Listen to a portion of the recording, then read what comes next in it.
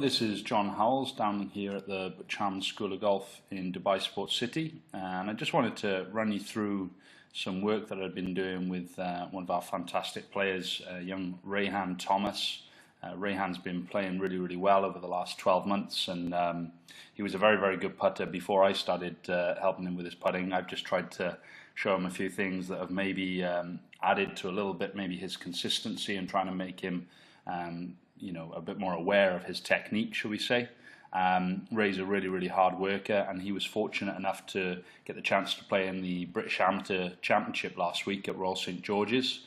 Unfortunately, he just missed the playoff cut by one shot, but putted really well. And one of the things that he was complaining of 2 weeks ago when we did this work with his distance control, and certainly when he played at Royal St George's last week, he would have really needed to have good distance control and good touch around the greens, because there were going to be a lot of two-putt attempts from middle of the greens in that first qualifying round. So well done to Ray, but unfortunately he didn't quite make the cut, but hopefully he'll have gained some good knowledge and some good experience of playing links golf. And so what I wanted to do was show you here what we can do with the SAM Putt Lab, and actually show you how we can move the 3D application around, and we can show you the putt from all sorts of different directions.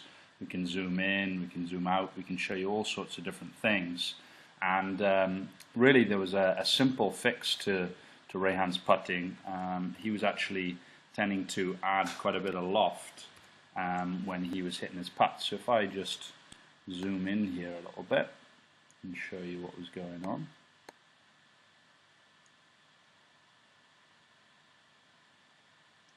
So you can see with the stroke how he was actually tending to add a little bit of loft and almost sort of scoop through impact. You can see that yellow sort of lines there, the shaft lines, which actually show the loft that he was adding. And obviously that wasn't ideal for solid distance control.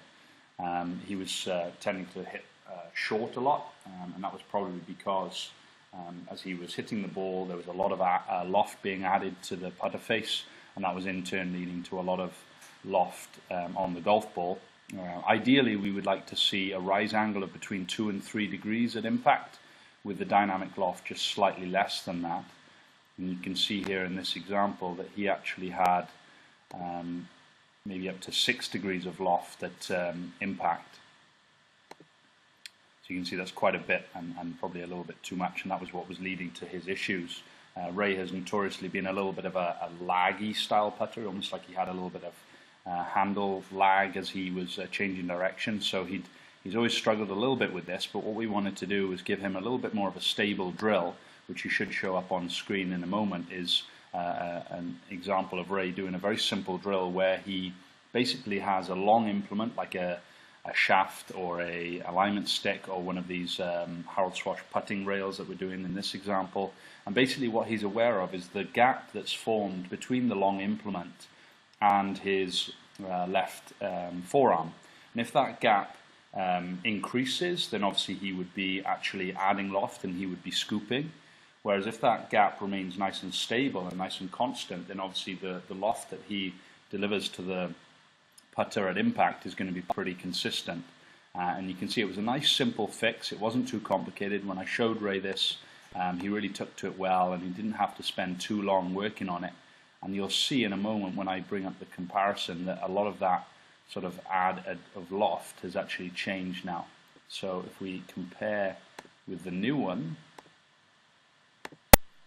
you'll see that the two are very different now. So they obviously start in the same position, but you'll see a very different sort of loft profile that's being added through impact.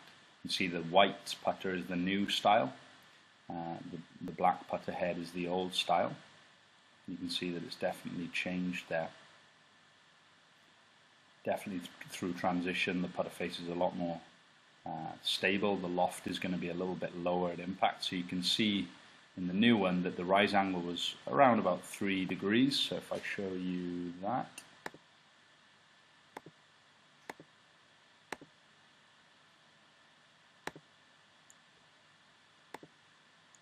can see with the new style,